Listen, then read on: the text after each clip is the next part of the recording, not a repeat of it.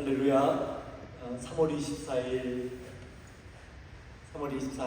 새생명교제교회 주일 예배에 오신 모든 분들을 주님의 이름으로 축복하고 환영합니다. 우리 함께 기도로 나아가도록 하겠습니다. 아버지 하나님, 감사드립니다. 이 좋은 날 하나님의 은혜가 있는 이곳으로 불러주시네 감사드립니다. 오늘도 저희 입에서 감사가 끊어지지 않고 주님을 찬송하고 주님을 찬양하는 자들이 되게 하여 주시옵소서. 서로가 서로를 아끼고 돌보는 자들이 되게 하여 주시옵소서. 오늘도 주신 말씀 온전히 깨닫게 되는 그 은혜를 허락하여 주시옵소서. 이 모든 말씀 살아계신 예수 그리스도의 이름으로 기도드렸사옵니다. 아멘. 오늘 주일 예배 오신 성도분들 한 분 한 분을 진심으로 축복하고 환영합니다. 오늘도 서로 좌우를 바라보시면서 정말 반갑게 환영해 주셨으면 좋겠습니다. 참 잘 오셨습니다.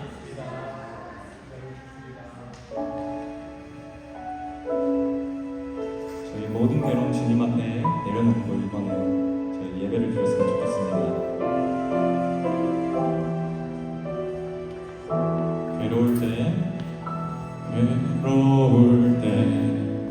주님의 얼굴 보라.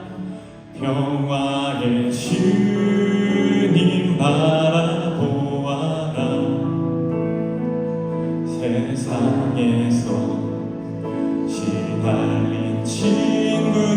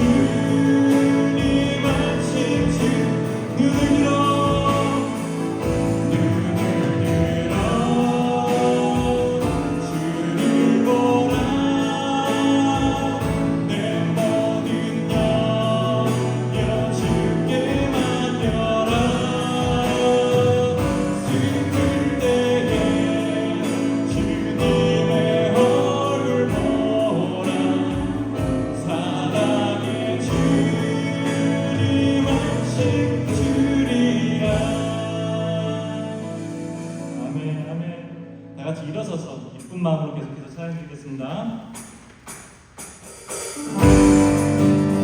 다 같이 박수로 주님 앞에 나가길 원합니다. 찬양 중에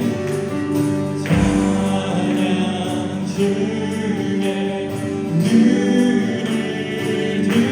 들어 즐거움에 소망 중에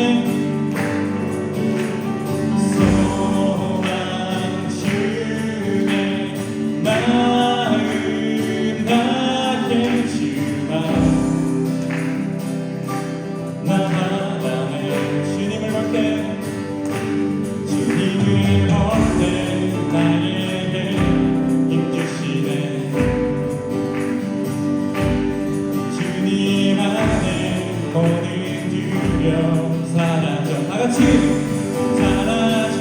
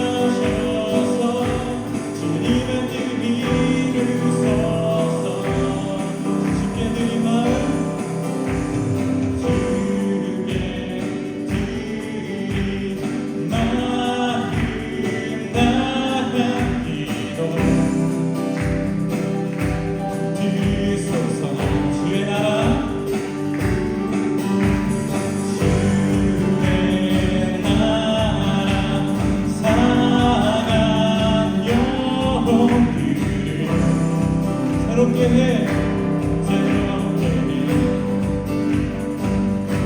주님을 볼 때 나에게 힘주시네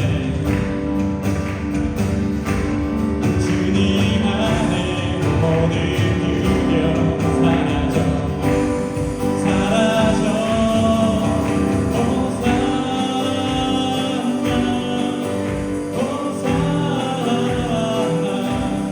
구원의 주 하나님 사랑 받으실 주 호산나 호산나 호산나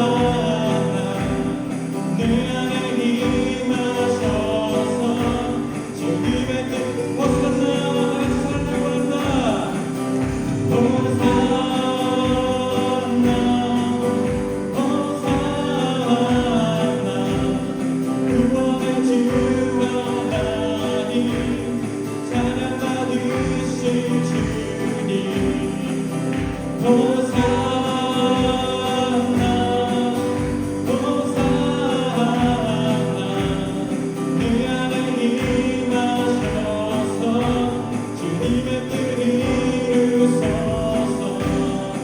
주님을 볼 때 나에게 힘주시네 주님 안에 모든 두려움 사라져 주님을 볼 때 나에게 힘주시네 주님 안에 모든 두려움 사라져 다같이 사라져 호산나 호산나 구원의 주 하나님 찬양 받으실 주님 호산나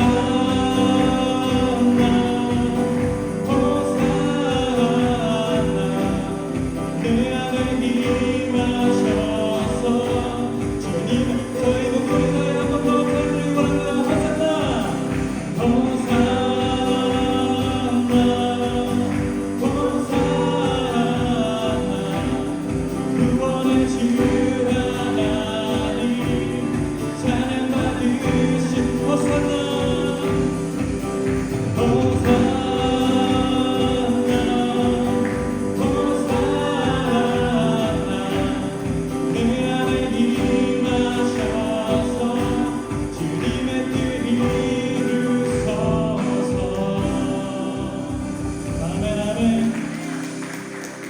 힘써서 계속해서 찬양드리기 바랍니다.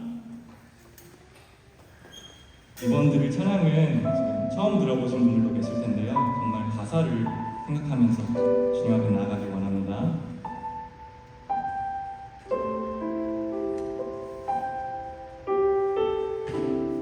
수많은 사람들 주를 따르네. 자신의 연약함 가지고 수많은 눈물의 시간 속에서 믿음으로 주를 보내. 수많은 사람들 주를 따르네. 자신의 연약함 가지고 수많은 눈물의 시간 속에서 믿음으로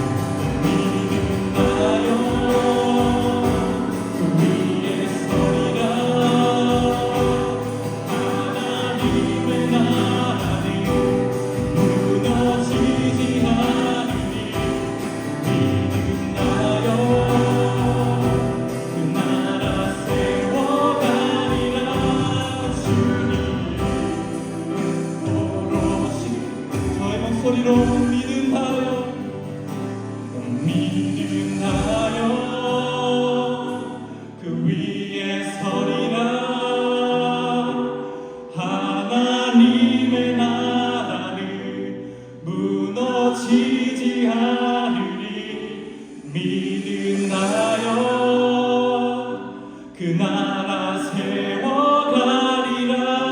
주님 곧 오실 때까지. 지금 이 시간 주님 앞에 기도하는 마음으로 나아갔으면 좋겠습니다. 오늘 예배를 위해서, 예배를 인도하실 목사님을 위해서 잠시 이 시간 기도하길 원합니다. 같이 기도하시겠습니다.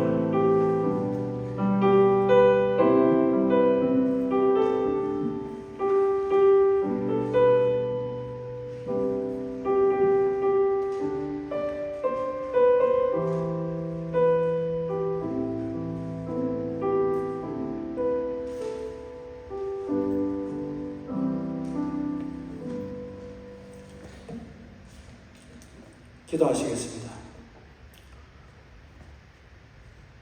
여호와는 나의 목자이시며 백성을 푸른 풀밭에 누이시며 실만한 물가로 인도하시어 우리의 영혼을 소생시키고 의의 길로 인도하시는도다.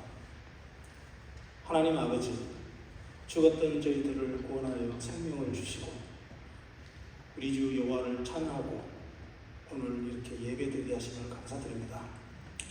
저희들은 나약하여 지난 한 주간 세상의 죄악을 알면서도 범죄하였고 세상과 구별된 삶을 사지 못하였으며 또 그리스도의 향기를 나타내지 못하였음을 이 시간 고백합니다. 아버지 하나님, 저희 죄를 용서하여 주시옵소서. 바울이 삶으로 아름다운 신앙의 본을 보였듯이 우리들도 삶에서 행함으로 믿는 자로서의 본이 되는 거룩한 삶을 이루어가도록 인도하여 주시옵소서. 하나님 아버지, 아버지의 계획 아래 새생명 비전교회를 세우시고 지금까지 보호하여 주심을 감사드립니다. 새생명 비전교회가 한 생명을 귀하게 여기고 또 전도와 선교에 힘쓰고 성숙한 제자를 많이 양육하고 또 목장을 통하여 뜻한 교제가 있는 하나님이 기뻐하는 그런 아름다운 교회로 축복하여 주시옵소서. 특별히 영적 지도자 되시는 원성재 담임 목사님을 위해 기도합니다. 하나님의 죄로 채워주시고 성령님께서 항상 도용하여 주시어 우리 지체들을 인도하시기에 부족함이 없도록 영적으로 항상 채워주시옵소서. 특별히 우리 새생명 비전교회를 기도합니다. 세상의 명예, 나의 자존심, 그리고 높아짐의 욕구를 내려놓고 오로지 복음과 주님만을 생각하며 서로 포용하고 사랑으로 화합하여 예수님이 머리 되신 교회에서 세상에 덕을 세우고 본이 되는 그런 아름다운 교회가 되도록 축복하여 주시옵소서. 새생명 비전교회에 세워진 목장들을 위해 기도합니다. 우리 목장들에 맡겨준 영혼 구원의 사명을 잘 감당하여 많은 잃어버린 영혼들을 주님께 인도하여 하나님이 명령하신 영혼 구원의 사역을 잘 감당할 수 있도록 축복하여 주시옵소서.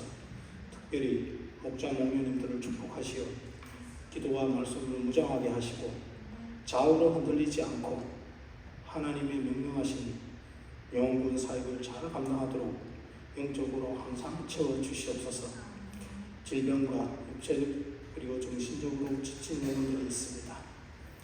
주님이 위로하여 주시고 주님의 치유의 능력으로 회복되는 귀한 은혜를 허락하여 주시옵소서. 경제적 어려움을 당한 지체가 있습니까? 그들에게 물질적 필요를 공급하여 주시옵소서. 오늘도 하나님의 영광을 위하여 복음을 전파하는 선교사님을 위해 기도합니다. 선교사님들이 건강과 언어 그리고 경제적 어려움 그리고 체류 문제 등에서 모든 당면한 문제를 해결하여 주시고 위로와 소망을 주시며 기도에 응답하여 주시어서 그리고 또 성교의 여건을 만들어 주셔 선교사님들이 많은 영혼의 열매를 그도 아버지께 영광을 드리는 귀한 축복을 허락하여 주시옵소서. 오늘 이 예배를 위해 준비한 손길들이 있습니다. 그들을 사역 위에 축복하여 주시고 지치지 않게 하시며 주님의 풍성한 은혜로 채워 주시옵소서. 이제 예배로 나아갑니다. 성령님께서 이 예배에 임재하셔서 목사님이 주님의 말씀을 대변할 때 우리가 결단하고 변화되는 그리고 메마른 심령이 회복되는 귀한 축복을 허락하여 주시옵소서. 이 모든 말씀 우리를 구원하신 주 예수님 이름으로 기도드렸습니다.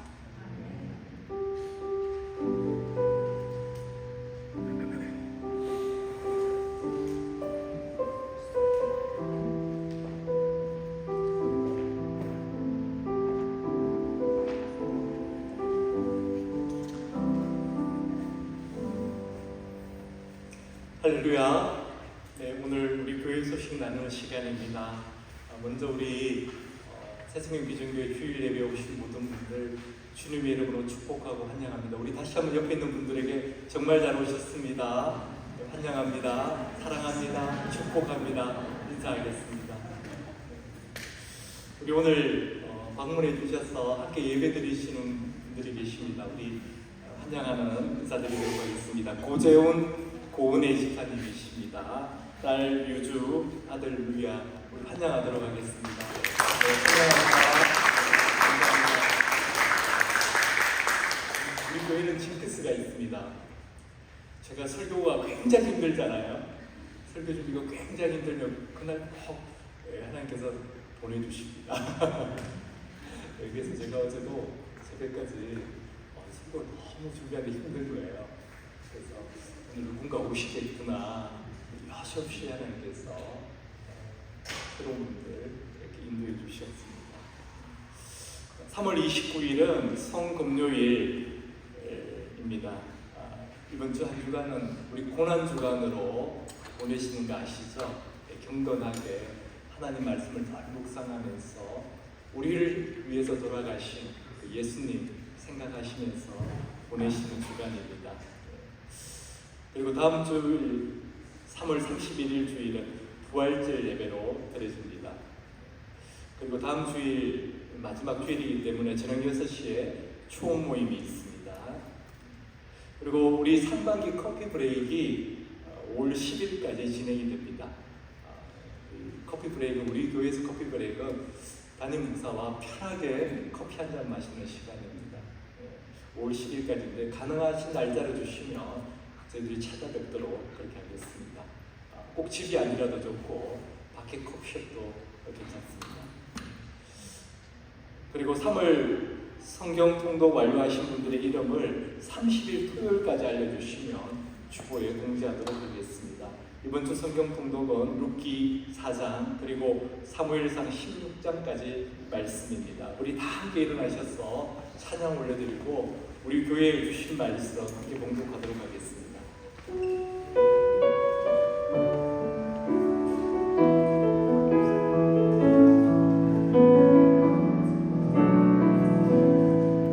하늘의 문을 여소서 이곳을 주목하소서 주를 향한 노래가 꺼지지 않으니 하늘을 열고 보소서 이곳에 인내하소서 주님을 기다립니다. 기도의 향기가 하늘에 닿으니 주여 인재하여 주소서. 이곳에 오셔서 이곳에 앉으소서. 이곳에서 드리는 예배를 받으소서.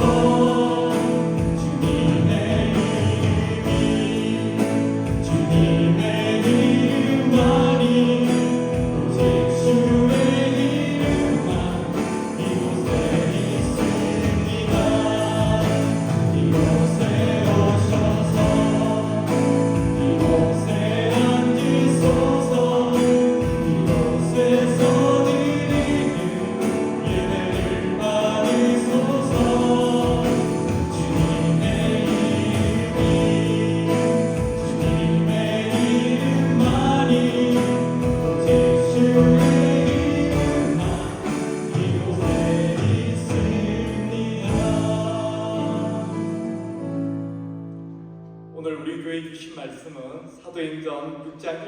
1절에서 7절 말씀입니다.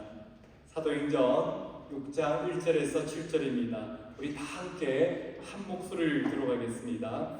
그때에 제자가 더 많아졌는데 헬라파 유대인들이 자기의 과부들이 매일의 구제에 빠짐으로 히브리파 사람을 원망하니 12사도가 모든 제자를 불러 이르되 우리가 하나님의 말씀을 제쳐놓고 접대를 일삼는 것이 마땅하지 아니하니 형제들아 너희 가운데서 성령과 지혜가 충만하여 칭찬받는 사람 7을 택하라. 우리가 이 일을 그들에게 맡기고 우리는 오로지 기도하는 일과 말씀 사역에 힘쓰리라 하니 온 무리가 이 말을 기뻐하여 믿음과 성령이 충만한 사람 스데반과 또 빌립과 브로그로와 니가노로와 디몬과 바메나와 유대교에 입교했던 안디옥 사람 니골라를 택하여 사도들 앞에 세우니 사도들이 기도하고 그들에게 안수하니라. 하나님의 말씀이 점점 왕성하여 예루살렘에 있는 제자의 수가 더 심히 많아지고 허다한 제사장의 무리도 이 도에 복종하니라. 아멘. 앉으시겠습니다. 아버지 하나님 감사드립니다. 오늘 주님의 날 저희들 주님 곁으로 불러주시고 인도하여 주심에 감사드립니다. 오늘도 저희들에게 뜻이 있으셔서 저희들을 향한 하나님의 마음이 있으셔서 이 말씀을 주신 것으로 믿습니다. 저희들이 이 말씀을 온전히 이해하고 그 말씀에 순종하는 자들 될 수 있도록 역사하여 주시옵소서. 오늘도 부족한 종이 하나님의 말씀을 전합니다. 저희 모든 것을 사용하셔서 마음껏 사용하셔서 이 말씀이 정말 하나님의 말씀이 될 수 있도록 역사하여 주시옵소서. 이 모든 말씀 살아계신 예수 그리스도의 이름으로 기도드렸사옵니다. 아멘. 할렐루야. 네. 저희들 사도행전 말씀 계속 이어지고 있습니다. 우리 하나님은 문제를 통하여서도 우리에게 깨달음을 주시는 분이십니다. 그것이 하나님께서 우리에게 그 문제를 허락하신 이유입니다. 그동안 우리가 사도행전을 살펴봐왔던 것처럼 초대교회는 아주 빠른 속도로 부흥했습니다. 마가의 다락방에 모일 때만 해도 120명 뿐이었는데 베드로의 설교 한 번으로 3,000명이 주님께로 돌아오는 역사가 일어났습니다. 또 성전 미문 앞에 40년 넘게 앉아만 있던 그 안전뱅이가 예수님의 능력으로 일어났을 때, 예수 그리스도의 이름으로 일어났을 때 5,000명이 주님께로 돌아오는 역사가 있었습니다. 그런데 오늘 본문은 그때의 제자의 수가 더 많아졌다고 이야기합니다. 그런데 또 위기가 찾아왔습니다. 초대교회는요, 부흥만 있었던 것이 아닙니다. 위기도 반복해서 찾아왔습니다. 여러 가지 문제가 계속 다가왔습니다. 첫째는 핍박의 문제였습니다. 외적인 공격이었죠. 또 그 다음에는 타락의 문제가 왔습니다. 바로 아나니아와 삽비라의 문제가 바로 그 타락의 문제 아닙니까? 정말 이 믿음의 공동체에서는 부끄러운 일이었습니다. 그 다음에 또 문제가 오는 겁니다. 외적인 문제, 또 이 내적인 문제가 오더니 이번에는 관계의 문제가 오는 것입니다. 우리 교회도 그렇고 우리 인생도 그렇고 문제는 사라지지 않습니다.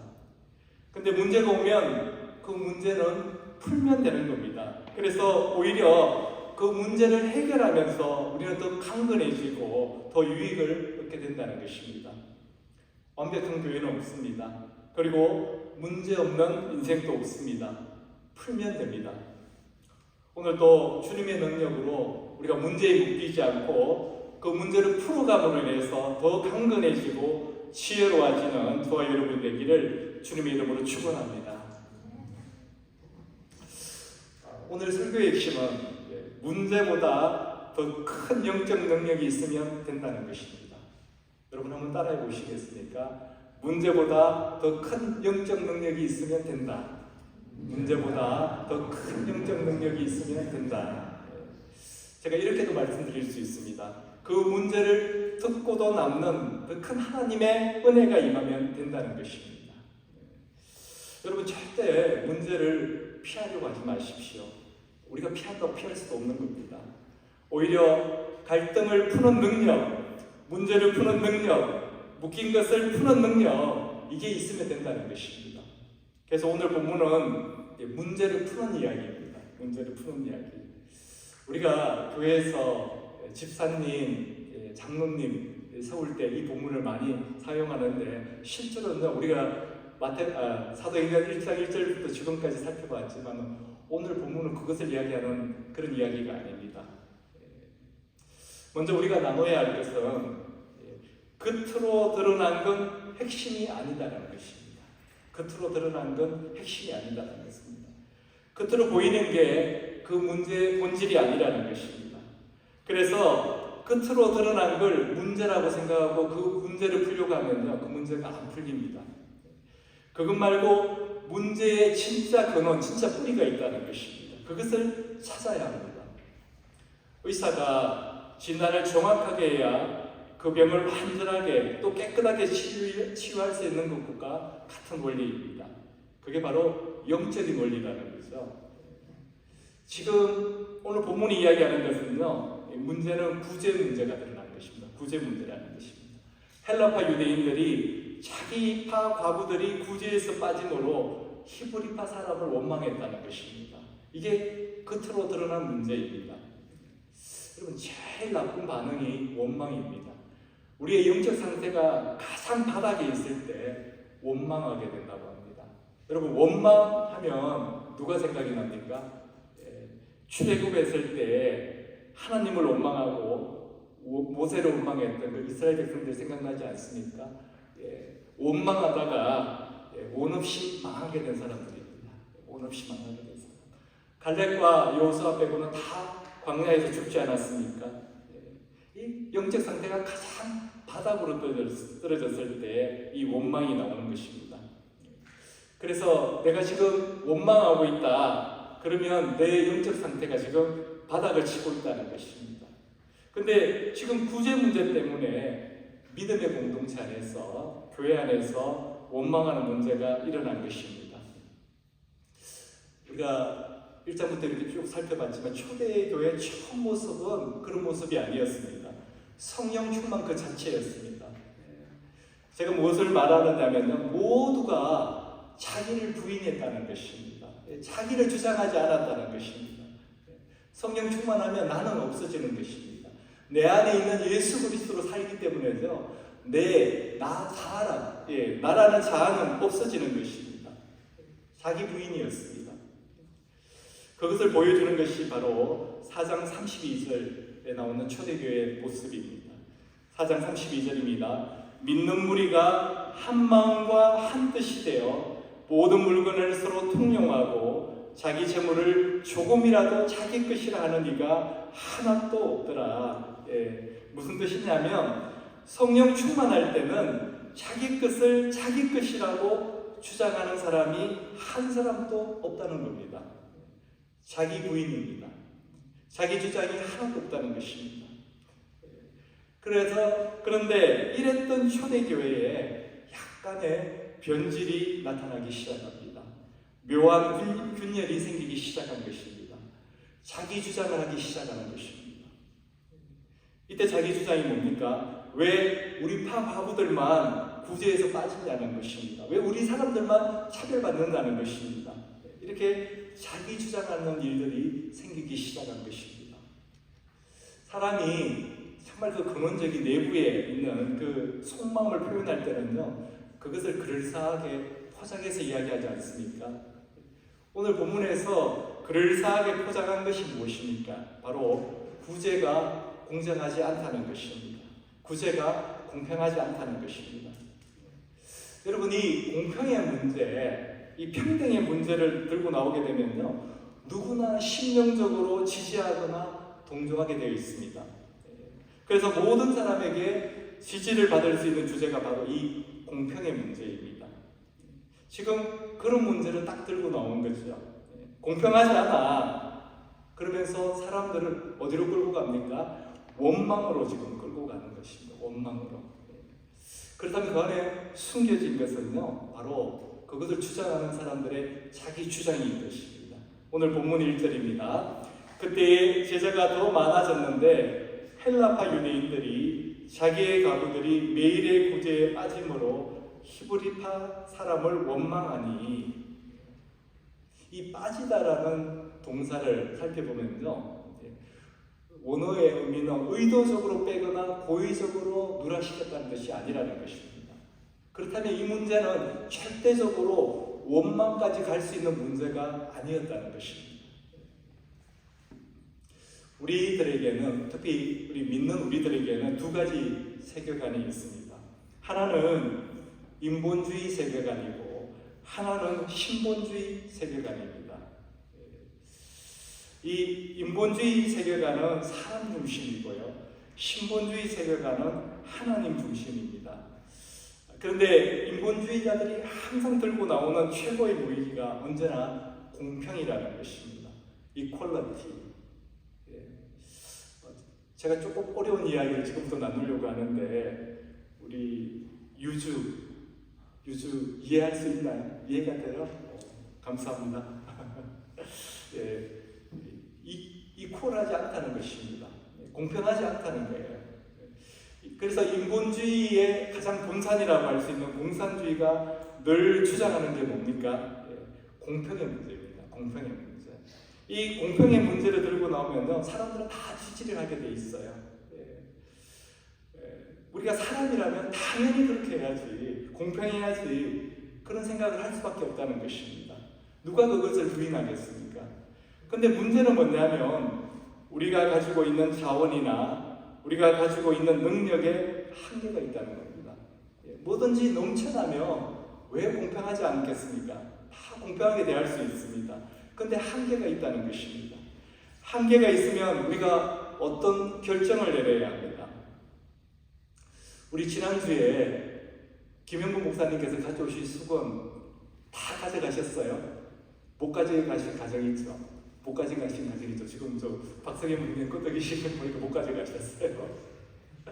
예, 그게 태평양을 건너온 수건이지 않습니까? 근데 짐의 한계가 있다 보니까 12개만 가져오셨대요. 근데 우리가 지난주까지는 우리 많았지 않습니까? 그래서 보니까 12가정이 넘는 거예요. 못 가져가시는 분이 있겠구나, 이렇게 걱정을 했는데 정말 못 가져가시는 분이 계시군요. 저는 가정당 한 개라도 드리면, 한 개만 드리면 어떻게 될까 했는데 못 가져가시는 분이 계시다는 것입니다. 이렇게 똑같이 나누면 제일 좋겠는데 못 나눌 때도 있다는 것입니다. 그러면 어떻게 됩니까? 누구는 챙겨주고 누구는 덜 챙겨주는 결과론적으로 그렇게 된 것입니다. 우리가 그럴 때가 있지 않습니까? 그러면 여러분, 누구를 더 챙겨주게 되나요? 여러분 어떻습니까? 예를 들면 우리 애하고 옆집 아이가 있다. 그러면 누구를 더 챙겨주게 되나요? 자연스럽게 우리 애를 더 챙겨주게 되죠. 거기서부터 문제가 시작하는 것입니다. 나눠줄 자원의 한계가 있는데 히브리파 사람들은 어떻게 했습니까? 한계가 있으니까 자기파 사람들을 더 잘 챙겨준 겁니다. 우리가 우리 자녀에게 더 잘해주는 것처럼 그것은 아주 자연스러운 것이었어요. 의도적이거나 고의적인 게 아니었다는 것이죠. 제가 오늘 목사님 이야기를 들었는데 LA에 있는 큰 대형교회입니다. 작년 어머니 날에 그 교회에서는 65세 된 어머니 아버지들에게 김 한 박스씩을 다 선물했다고 합니다. 일부에 오신 어른들, 3부까지 예배가 있는데 일부에 오신 어른들 다 김을 받아갔어요. 근데 2부에 오신 65세 이상 된 어르신들 중에 김을 못 가져가신 분이 있다는 것입니다. 3부에 오신 분들은 구경도 못했습니다. 교회 행정적으로 65세 되신 분들을 다 체크해서 그거보다 플러스 알파를 구입했는데도 이런 일이 일어난 것입니다. 그 주에 난리가 난 것입니다. 못 받아간 분들이요, 교회 사이트에 목사님에게 항의를 한 것이죠. 나중에 목사님이 이 문제의 원인을 찾아봤더니 일부 예배 봉사위원들이 일부 어르신들을 더 넉넉하게 시켜드린 겁니다. 나 64세인데 어떻게 안 돼? 둘해야지. 나 실전하면 65세야. 둘해야죠. 팔이 안으로 굽는 것이었습니다. 여러분, 이 전제가 뭐가 되어야 하느냐면요, 우리 인간은 다 죄인이고 병자라는 것입니다. 환자라는 것입니다. 그것을 우리가 잊어서는 안 된다는 것입니다. 로마서 3장 10절 11절에 이렇게 말씀하지 않습니까? 의인은 없다, 한 사람도 없다. 깨닫는 사람도 없고 하나님을 찾는 사람도 없다. 그렇게 말씀하지 않습니까? 의인은 한 사람도 없다는 것입니다. 그래서 우리가 세운 어떤 원칙과 기준으로는요, 안 된다는 겁니다. 우리가 서로 어떤 관계가 없고 서로 그냥 별 이해관계가 없을 때는 원칙과 기준을 적용하면 될 것 같아요. 근데 실제 현장에서는 그렇게 작용이 됩니까? 그렇지 않잖아요. 나 64세인데 나 실제 나이는 65세야. 우리가 선택할 수밖에 없는 상황이 온다는 것입니다. 그때는 오늘 본문과 같이 자기와 가까운 사람들, 자기파 사람들에게 한 개라도 더 갈 가능성이 높다는 것입니다. 그래서 인본주의의 그 원칙과 그 구호는 아주 멋있어요. 공평, 평등, 아주 멋있는데요. 결국에는 실망하고 배신당하게 된다는 것입니다. 궁극적으로 인본주의가 안 되는 이유는요, 인간이 그 기준을 세우고 인간이 그 선을 세우기 때문입니다. 다른 말로 말씀드리면 인간의 죄성 때문에 안 된다는 것입니다. 우리 인간은요, 그것을 온전히 행할 능력이 없습니다. 그래서 처음 그들의 외침은 평등이었는데 마지막에 가면 욕심으로 끝나는 경우가 대부분입니다. 여러분, 지금 제가 조금 너무 나가나요? 러시아와 중국을 한번 보십시오. 그 나라의 지도자들이 푸틴과 시진핑을 한번 보시기 바랍니다. 누가 그 나라를 보고 평등하다고 하겠습니까? 누가 그들을 보고 공평한 지도자라고 하겠습니까? 이건 역사가 증명해 주는 것입니다. 반면에 신본주의의 특징은 인간의 이런 가능성을 완전히 부인해 버리는 것입니다. 내가 결정하고 내가 기준을 세우면요, 결국은 다 무너지게 되어 있다는 것입니다. 그래서 그 기준은 하나님만이 세우시는 거고 하나님만이 그 선을 주신다는 것입니다. 그렇다면 인간이 내가 기준을 지키고 선을 행할 수 있는 방법은 무엇입니까? 그것은 나는 죽고 내 안에 계신 예수님으로 살 때만 가능하다는 것입니다. 그것이 신본주의예요. 내 인생의 주인이 내가 아니라는 것입니다. 하나님이 내 인생의 주인이 되어 주실 때만 그것을 행할 수 있다는 것입니다. 철저하게 나를 부인하는 것입니다. 그렇다면 우리가 어떻게 철저하게 나를 부인하고 하나님을 따라갈 수 있는가? 그것은 하나님이 나를 사랑하신다는 것, 그것을 믿는 것입니다. 또 우리 하나님은 가장 좋은 것을 주시는 분임을 믿기 때문에 우리는 하나님을 따라갈 수 있다는 것입니다. 마태복음 7장 11절은 이렇게 말씀합니다. 너희가 악한 자라도 좋은 것으로 자식에게 줄 알거든 하물며 하늘에 계신 너희 아버지께서 구하는 자에게 좋은 것으로 주시지 않겠느냐. 그래서 신본주의의 근본은요, 믿음입니다. 믿음. 하나님은 합력해서 선을 이루시는 분이다. 그것을 믿음으로 받아들이는 것이, 그렇다면 우리가 하나님만을 따라갈 수 있다는 것입니다. 이 신본주의와 인본주의는요, 바라보는 관점이 완전히 다릅니다.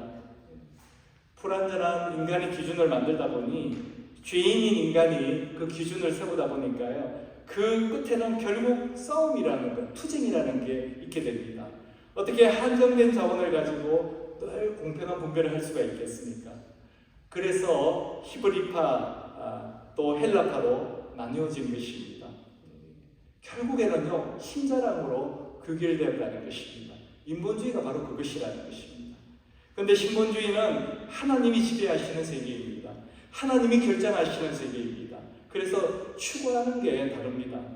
그래서 의인이라고 하면 세상 기준은 세상 법규 잘 지키고 교통규칙도 잘 지키고 착한 일 많이 하는 사람을 의인이라고 부릅니다.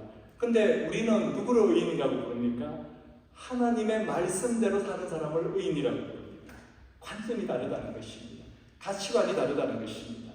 그 가치의 기준부터가 다른 것입니다. 여기 혹시 경영학이나 이 경제학을 공부하신 분들은 잘 아실 것입니다.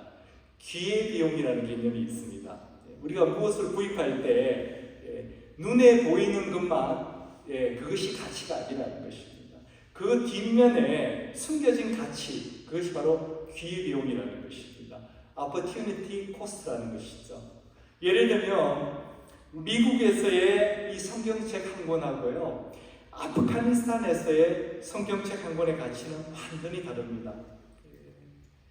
미국에서는 영어로 된 이 성경책 한 권, 제가 아마존에 이렇게 찾아봤더니 평균 한 30불이면 살 수가 있어요. 근데 근본주의 이슬람 세력이 통치하는, 탈레반이 통치하고 있는 그 아프가니스탄에서는요, 성경을 갖고 있는 그 자체가 죽음입니다. 혹시 죽지 않으면 평생토록 감옥에 있어야만 된다는 것입니다. 똑같은 성경책인데 그 가치가 같은 게 아니라는 것입니다. 아프가니스탄에서는 그 가치가 생명이라는 것입니다. 미국에서는 30불짜리인데 아프가니스탄에서는 생명을 담보해야 된다는 것입니다. 그래서 생명의 가치가 있는 겁니다. 이 성경책. 이게 바로 기회비용이라는 것입니다. 그렇다면 우리 인간의 가치는 어느 정도가 될까요? 우리 믿는 크리스찬의 가치는 어느 정도일까요? 그것을 알기 위해서 우리 요한복음 3장 16절을 한번 살펴보도록 하겠습니다. 하나님이 세상을 이처럼 사랑하사 독생자를 주셨으니, 하나님이 나 한 사람을 구원하기 위해서 예수님이라는 코스트를 지불하셨다는 것입니다. 그래서 나는 예수님만큼의 가치가 있는 것입니다. 그래서 예수님 가격이 내 가격이 되는 것입니다. 그래서 우리는 600만 불짜리의 사나이도 아니고요, 1000만 불짜리도 아니고 예수님짜리입니다. 예수님의 피값으로 우리를 사셨기 때문입니다. 그것을 어려운 말로 구속이라고 합니다. 또는 속량이라고도 합니다. 여러분 많이 들어보셨죠? 구속, 속량. 이때 이 속자는요, 돈을 내고 몸값을 지불하다 또는 죄를 면하기 위해서 돈을 내다라는 뜻입니다. 그래서 우리는 성령의 인치심을 받은 자들입니다. 우리 하나님께서 우리를 대신해서 몸값을 지불해 주시죠. 그 몸값은 예수님이시죠. 그리고 인치셨다는 것이다. 너는 내 것이다. 이렇게 인치셨다는 것입니다. 우리는 하나님의 백성이 된 것입니다. 그래서 우리에게 가치 있는 삶이라는 것은요, 우리에게 그 기회비용과 같은 이 가치는요, 하나님의 뜻대로 사는 것이 우리의 가치 있는 삶이라는 것입니다. 성령께서 인도하시는 대로 사는 삶이 우리에게 가치 있는 삶이라는 것입니다. 내 힘이 아니라 성령의 능력으로 사는 것입니다. 하나님의 영이 역사하게 될 때 우리에게 성령 충만, 영적 능력이 임하게 됩니다. 이 영적 능력을 가진 사람만이 하나님의 기준으로 살 수가 있다는 것입니다. 하나님의 관점으로 살 수 있게 되는 것입니다. 오늘 본문이 그 이야기를 하고 있는 것입니다. 지금 초대교회의 문제는요, 끝으로는 구제 문제입니다. 그것 때문에 서로 원망하게 되었어요.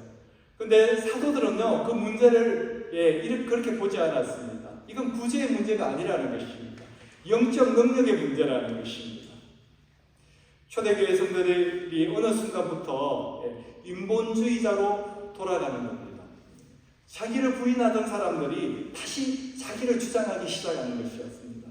그래서 사도들은 다시 성령 충만, 다시 자기 부인, 영적 능력으로 사는 존재로 돌아가야 된다고 그렇게 결론을 내린 것입니다.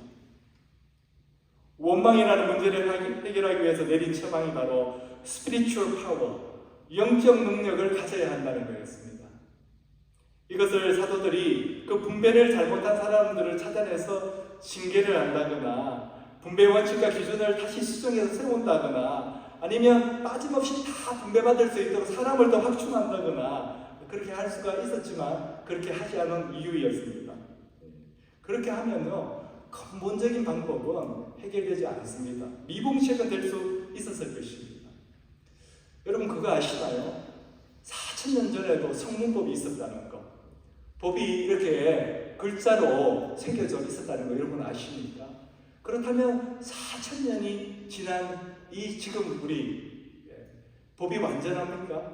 이 세상의 법이 다 완전합니까? 절대 그렇지가 않다는 것입니다.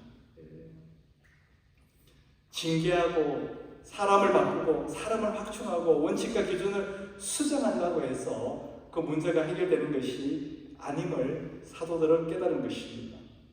그런 방법으로 한다면 이 교회 공동체가 세상과 다른 것이 무엇이 있겠습니까? 세상은 그렇게 해결하지 않습니까? 그래서 사도들은 이 문제는 구제의 문제가 아니라고 영적인 문제라고 결론 내린 것입니다. 영적으로 우리가 약화되어 있기 때문에 이런 문제가 나타났다는 것입니다. 교회 공동체의 성령의 충만함에 문제가 있다고 진단을 내린 것입니다. 그래서 2절에서 그 문제의 핵심을 정확하게 짚어내고 있습니다. 2절입니다. 12사도가 모든 제자를 불러 이르되 우리가 하나님의 말씀을 제쳐놓고 접대를 일삼는 것이 마땅하지 아니하니 하나님의 말씀을 제쳐놓고 접대를 일삼았기 때문에 이런 문제가 일어났다는 것입니다. 그래서 다음 4절에 어떻게 결심합니까? 우리는 오로지 기도하는 일과 말씀 사역에 힘쓰리라. 기도와 말씀 사역에 힘쓰리라. 집중해야겠다. 무슨 의미냐면요, 영적인 능력을 얻는데 힘쓰겠다는 것입니다. 이 문제를, 이 구제 문제를 해결하는 것으로 풀지 않고요, 말씀과 기도로 이 문제를 돌파하겠다는 것입니다. 지금 이 자리에 계신 분들 가운데도 한 가지 이상의 인생의 문제를 가지고 계실 것입니다. 재정적인 문제, 사업상의 문제, 또 저처럼 관계의 문제, 다양한 문제를 가지고 계실 겁니다. 근데 그거 하나하나를 다 문제라고 생각하시면 곤란합니다. 그것들은 문제의 근원이 아니라는 것입니다. 문제를 일으키는 뿌리가 아니라는 것입니다. 그것들은 문제보다 압도적인 하나님의 능력, 이 영적인 권세, 영적인 능력이 임하게 되면요, 다 해결된다는 것입니다. 그래서 하나님의 백성들은 하나님 앞으로 나아와야 된다는 것입니다. 말씀과 기도 앞에 서야 되는 것입니다. 왜냐하면 하나님과의 관계 속에서 그 모든 문제를 이길 수 있는 능력이 생기기 때문입니다. 기도를 통해서 영적인 사람이 되는 거예요. 말씀을 통해서 영적인 능력을 받게 되는 것입니다. 오늘 본문 6장이 그 문제를 풀어가는 과정을 우리에게 보여주고 있는 것입니다. 무엇을 이야기하는 것입니까? 문제는 문제가 아니라는 것입니다. 이 겉으로 드러나는 문제는요, 문제가 아니라는 것입니다. 그 문제 내면에 있는, 그 배후에 있는 영적 능력의 부족함, 그것이 바로 문제라는 것입니다. 우리가 그렇지 않습니까? 하나님 믿는다고 입으로만 고백하고 하나님의 백성이라는 타이틀은 붙어 있지만 그 능력이 없다면 실제로는 하나님의 마음, 하나님의 뜻대로 살 수가 없는 존재라는 것입니다. 영적 능력이 회복되면 모든 문제는 풀리게 됩니다. 왜냐하면 전능하신 하나님이 우리와 함께 하시기 때문에 문제는 우리를 더 강화시키는 어떤 원동력이 될 뿐이지 절대로 우리를 무너뜨리거나 압도하지 못한다는 것입니다. 그래서 문제가 닥치면요, 우리 신앙 체제를 강화할 수 있는, 새롭게 할 수 있는 절호의 기회가 된다는 겁니다. 제가 오늘 본문을 연구하면서 깨닫게 된 것이 있는데요, 여러분, 가장 좋은 교회는 어떤 교회냐면요, 일꾼이 많은 교회입니다. 일꾼이 많은 교회. 제가 이게 일꾼이 많다 이런 표현을 하니까 목사님 무슨 이야기 하는 거야? 우리 같은 개척교회에 일꾼이 많아야 좋은 교회, 그럼 우리 교회는 좋은 교회 아닌가? 그런데 일꾼이 많다는 것은요, 뜻은 자기 부인을 하는 사람들이라는 것입니다. 자기 부인. 영적 능력을 갖게 되고 섬기게 되고 자기를 희생하게 되면요, 자기를 부인하게 됩니다. 일꾼이 많은 교회가 그래서 가장 좋은 교회입니다. 교회에 일꾼이 세워지고 있다. 자기를 부인하는 사람들이 늘고 있다는 것입니다. 하나님이 주인 되시는 인생을 살아가는 사람들이 많아지고 있다는 것입니다. 지금 오늘 본문이 그 이야기를 이야기하고 있지 않습니까? 일꾼들이 나오기 시작했잖아요. 이 사도들이 7 지파를 세우지 않았습니까? 그 문제를요, 구제의 문제로 풀지 않고 일꾼들을 세우는 것으로 풀어버립니다. 그렇게 세워지는 일꾼들의 특징이 무엇입니까? 유능함, 이런 걸로 기준을 삼았습니까? 그렇지 않습니다. 성령 충만함, 하나님의 지혜로 충만함, 그런 영적인 능력이 이 일꾼들을 세우는 기준이 되었다는 것입니다. 3절에서 뭐라고 합니까? 형제들아, 너희 가운데서 성령과 지혜가 충만하여 칭찬받는 사람 7을 택하라. 우리가 이 일을 그들에게 맡기고. 5절을 보니까 또 뭐라고 말씀하십니까? 온 무리가 이 말을 기뻐하여 믿음과 성령이 충만한 사람, 스데반과 빌립과 브로고로와 니가노로와 디몬과 바메나와 유대교에 입교했던 안디옥 사람 니골라를 택하라. 일 잘하는 사람을 세운 게 아니라는 것입니다. 어떤 사람을 세운 것입니까? 영적 능력이 있는 사람들을 세웠다는 것입니다. 왜 그렇게 했을까요? 영적 능력이 있어야만요, 그 사역을 온전히 감당할 수 있기 때문에 그렇습니다.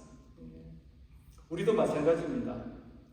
영적 능력이 압도적으로 커지면요, 우리 앞에 드러나는 문제들을 다 해결할 수 있다는 것입니다. 그래서 7 집사를 세워놓고 난 다음에 이렇게 하는 것입니다. 6절입니다. 사도들 앞에 세우니 사도들이 기도하고 그들에게 안수하니라. 왜 사도들이 그들을 위해서 기도하고 안수 기도를 해줬겠습니까? 그들을 위해서 안수 기도했던 이유가 바로 7 집사에게 영적 능력이 충만하게 임하게 해달라고 기도했던 것입니다. 왜냐하면 영적 능력으로 이 원망이라는 문제를 풀기 위해서 그랬던 것입니다. 우리가 가지고 있는 모든 문제들, 그 문제에 매달리게 되면요, 우리는 그 문제보다도 더 작은 존재밖에 될 수 없다는 것입니다. 그래서 오늘 본문이 말씀하는 것이 무엇입니까? 영적 능력이라는 것입니다. 문제를 해결하기 위해서 무엇보다도 영적 능력을 가진 자들이 되어야 한다는 것입니다. 그래서 예수님께서 베드로에게 천국 열쇠를 주셨던 것입니다. 마태복음 16장 19절입니다. 내가 천국 열쇠를 네게 주리니 네가 땅에서 무엇이든지 매면 하늘에서도 매일 것이요 네가 땅에서 무엇이든지 풀면 하늘에서도 풀리리라. 네가 땅에서 매면 하늘에서도 매일 것이다. 네가 땅에서 풀면 하늘에서도 풀릴 것이다. 바로 영적 능력을 주셨다는 것입니다. 영적 존재가 기도하는 대로 그대로 된다는 것입니다. 풀린다는 거죠. 또 누가복음 10장 19절은 이렇게 말씀합니다. 내가 너희에게 뱀과 증가를 밟으며 원수의 모든 능력을 제어할 권능을 주었으니 너희를 해칠 자가 결코 없으리라. 영적 능력을 말합니다. 뱀과 증가를 밟을 수 있는, 모든 원수를 제어할 수 있는 그 권능, 영적 능력입니다. 또 예수님은 마지막 설교에서 제자들에게 이렇게 말씀하십니다. 요한복음 14장 12절입니다. 내가 진실로 진실로 너희에게 이르노니 나를 믿는 자는 내가 하는 일을 그도 할 것이요 또한 그보다 큰 일도 하리니. 나를 믿는 자, 이 영적 능력의 근원이 어디라는 것입니까? 믿음에서 온다는 것입니다. 예수님을 믿는 그 믿음에서 우리는 영적 능력을 얻을 수가 있다는 것입니다. 많은 문제는 겉으로 드러난 그 문제가 아니라는 것입니다. 바로 우리의 영적 능력이 약해졌을 때 그 문제가 생기기 시작한다는 것입니다. 그래서 문제가 생겼을 때는 우리는 본질로 돌아가야 합니다. 바다를 항해하는 큰 배들은 벨러스트라는 것을 갖고 있습니다. 벨러스트 아시죠? 이걸 한국말, 우리말로 찾아보니까 바다짐이라고 하더라고요. 이 배가 무게 중심을 잡기 위해서 그 배 밑바닥에 이렇게 물 같은 것을 채웁니다. 이 배는 무게 중심이 위에 있으면 배가 어떻게 됩니까? 옆으로 넘어집니다. 그래서 무게 중심을 아래에 두기 위해서 이 밸러스트라는 게 필요한데요. 그것을 채우기 위해서 배 밑에 뭔가 묵직한 것들, 이런 것들을 채워서 항해를 하게 됩니다. 그래야 배가 뒤집히지 않게 됩니다. 그렇기 때문에 우리 크리스찬들은 항상 이 영적 밸러스트를 채워야만 합니다. 항해는 그남이라는 것입니다. 그래야 넘어지지 않게 됩니다. 우리 인생의 영적 밸러스트가 바로 영적 능력이라는 것입니다. 영적 능력이 우리 앞에 있는 문제보다 더 커야 그 문제를 해결할 수 있는 것입니다. 영적 능력이 우리에게 맡겨진 사역보다 더 커야 그 사역을 온전히 감당할 수가 있는 것입니다. 근데 이 영적 밸런스를 채우는 방법은 말씀과 기도라는 것입니다. 예수님이 바로 그렇게 하셨습니다. 우리가 잘 아는 오병이의 일기죠. 보리떡 5개와 물고기 2마리로 남자만 5,000명을 먹이는 대단한 역사, 기적이 일어났습니다. 그래서 사람들이 예수님을 왕 삼으려고 하지 않았습니까? 난리가 났었죠. 근데 예수님은 제자들을 먼저 배에 태워 보내시고 자신은 기도하기 위해서 혼자서 산에 올라가셨다는 이야기가 바로 마태복음 14장 22절 23절 말씀입니다. 예수께서 즉시 제자들을 제쳐가사 자기가 무리를 보내는 동안에 배를 타고 앞서 건너편으로 가게 하시고 무리를 보내신 후에 기도하러 따로 산에 올라가십니다. 저물매 거기 혼자 계시더라. 예수님은요 제자들 다 보내시고 이 영적 밸런스를 채우시기 위해 혼자 산에 기도하러 가셨다는 것입니다. 종교개혁자 마틴 루터가 바로 그런 인생을 살았던 사람이었습니다. 정말 엄청난 일을 한 사람이 바로 이 마틴 루터 아닙니까? 15세기에 그것도 로만 카톨릭을 대항해서 혼자서 싸움을 한 것이 아닙니까? 이건 뭐 1대 100, 1대 1000이 아니고 1대 만이었을 것입니다. 그런 싸움을 한 사람이었습니다. 그러니 그 일이 얼마나 많았겠어요. 너무 바빴겠죠. 근데 루터가 뭐라고 이야기했는지 아십니까? 예수님하고 똑같은 이야기를 하고 있는 것 같아요. 나는 너무 바빴어. 너무 바빠서 하루에 3시간씩 기도하지 않을 수 없었다. 그게 무슨 이야기입니까? 일이 엄청 많았다는 것입니다. 일이 엄청 많았다는 것입니다. 이 종교개혁이라는 일보다 근데 이 종교개혁이라는 일보다 더 큰 영적인 능력을 가져야 되는데 기도 없이 내가 어떻게 그런 많은 일들을 감당할 수 있겠느냐 그런 뜻입니다. 그래서 여기에서 나온 유명한 말이 바로 책으로도 나와 있지만 too busy not to pray라는 것입니다. too busy not to pray. 너무 바빠서 기도한다는 것입니다. 너무 바빠서 기도한다. too busy 너무 바빠서 not to pray 기도하지 않을 수 없다는 것입니다. 너무 바쁘기 때문에 기도한다는 것입니다. 여러분 중에 너무 바쁘게 사시는 분들 계시죠? 너무 바쁘게 사시는 분들 계십니다. 제가 보니까 우리 찬양인보다도 쓰리잡입니다. 학교도 다녀야 되죠. 일도 해야 되죠. 사역도 해야 되죠. 근데 어떻게 하라고 합니까? 기도해야 된다는 것입니다. 기도해야. 그래서 사실은요 새벽 기도에 참여하시고 이렇게 주일마다 예배 나오시고 하나님께 부르짖고 외치는 사람들은요 자기의 영적 영역을 키워가고 있는 분들입니다. 그렇기 때문에 앞에 닥치는 문제들을 잘 감당하실 수가 있는 것입니다. 그래서 사실은 우리가 이 워십 예배라고 하잖아요. 이 워십이라는 단어와 웨이트 이 무게라는 단어의 어원이 똑같은 거 여러분 아십니까? 예배드리면 무게가 생기기 때문에 그렇습니다. 하나님께서 주시는 영적 무게가 생긴다는 것입니다.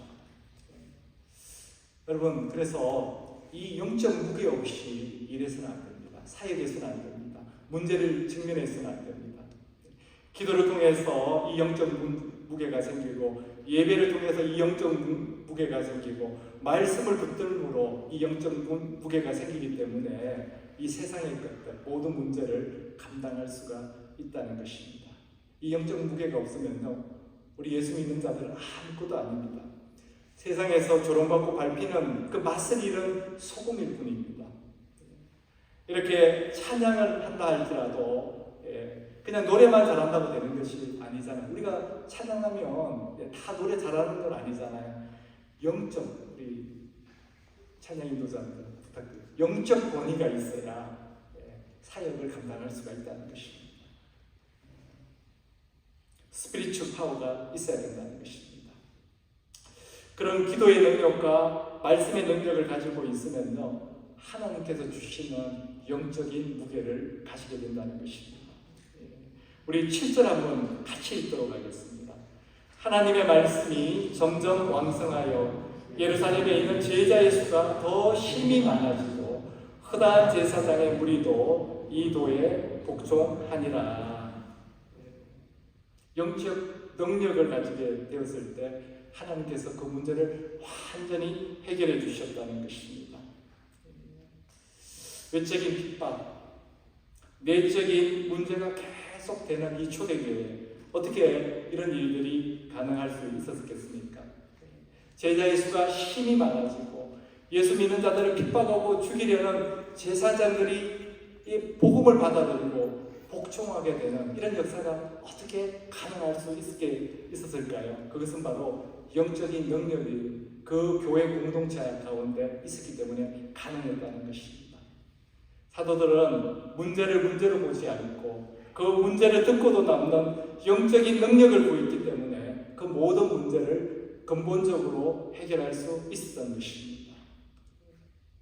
우리 삶 가운데 있는 모든 문제, 우리 교회 가운데 있는 모든 문제를 듣고도 남는 영적인 능력, 영적인 권세를 가지게 되는, 그래서 우리 인생 가운데 진정한 부흥을 계속 체험하게 되는 저와 여러분이 되기를 주님의 이름으로 축원합니다.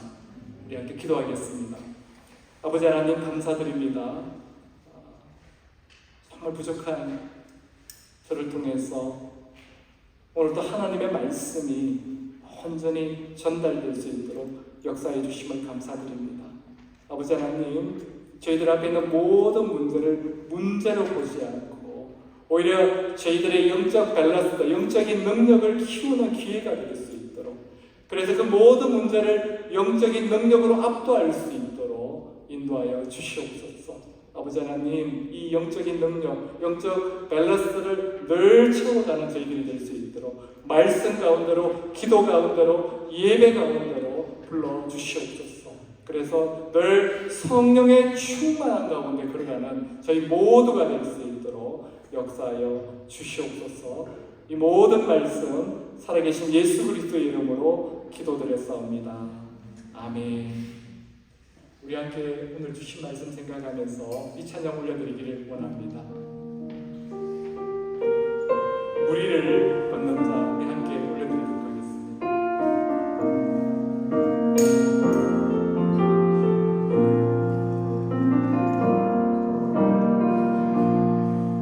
주님 나를 부르시니 두려움 없이 애써 나아가리라. 주님 나를 부르시니 주님 내게 오라시니 주님 보고 계시기에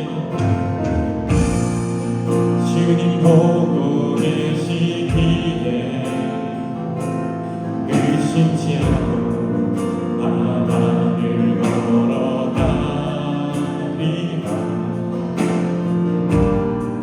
주님 보고 계시기에 주님 여기 계시기에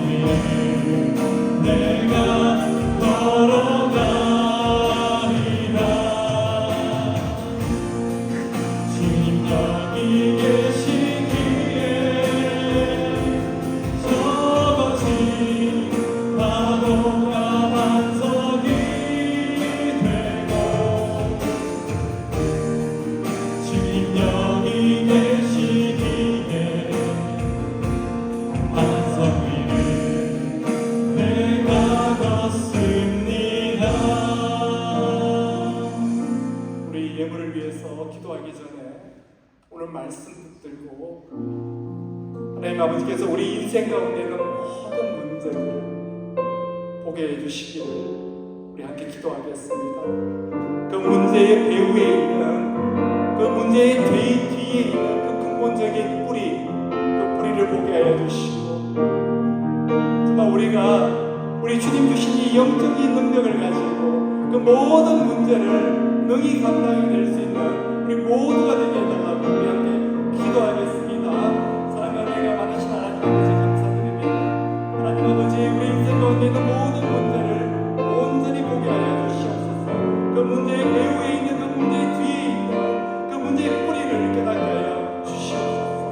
하나님 아버지 우리가 그 문제를 온전히 해결할 수 있는 그 문제를 능히 감당할 수 있는 영적인 능력을 우리에게 허락하여 주시옵소서. 아버지 하나님 배가 뒤집히지 않도록 우리가 넘어지지 않도록 우리에게 영적 밸런스를 허락하여 주시고 하나님 아버지 담대하게 그 문제를 직면하는 자들 되게 하여 주시옵소서. 하나님 아버지 우리의 인생이 그 문제보다 작은 정말 치시한 믿음의 인생 되지 않게 하여 주시고 우리 하나님께 칭찬받는 믿음의 사람들 될 수 있도록 아버지 하나님 저희들의 삶을 온전히 인도하여 주시옵소서.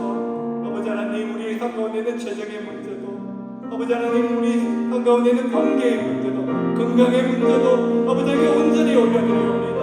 하나님께서 그 모든 해결자 되시고 아버지 하나님 깨닫게 해주시고 우리 주님만 붙들고 주님께 나아감으로 인해서 하나님 아버지 우리 영성이 아버지를 채워지고 능력이 채워지는 역사 있게 하여 주셔서 하나님 아버지 그 문제가 모두 잠재워지는 역사 우리 인생 가운데 허락하여 주시옵소서. 아버지 하나님 감사드립니다. 오늘도 자원하는 마음으로 기쁨의 마음으로 물질을 드리는 손길들 축복하여 주시고 은혜 베풀어 주시옵소서. 하나님 아버지 우리 교회 가운데 우리 인생 가운데 있는 모든 문제 해결자 되심을 우리가 목도할 수 있도록 우리의 삶에 간섭하여 주시고 개입하여 주시고 역사하여 주시옵소서. 이 모든 말씀 살아계신 예수 그리스도의 이름으로 기도드렸사옵니다. 아멘. 우리 함께 일어나셔서 우리 서로 권면하는 말씀 서로에게 권면하고 우리 회송 부르고 축도로 예배 마치도록 하겠습니다. 데살로니가전서 5장 13절에서 18절 말씀입니다. 우리 옆에 있는 분들 사랑하는 마음으로 우리 함께 권면하도록 하겠습니다. 여러분은 서로 화목하게 지내십시오. 형제자매 여러분, 여러분에게 권면합니다. 무질서하게 사는 사람을 훈계하고 마음이 약한 사람을 격려하고 힘이 없는 사람을 도와주고 모든 사람에게 오래 참으십시오. 아무도 악으로 악을 갚지 말고 도리어 서로에게 모든 사람에게 항상 좋은 일을 하려고 애쓰십시오. 항상 기뻐하십시오. 끊임없이 기도하십시오. 모든 일에 감사하십시오. 이것이 그리스도 예수 안에서 여러분에게 바라시는 하나님의 뜻입니다. 아멘.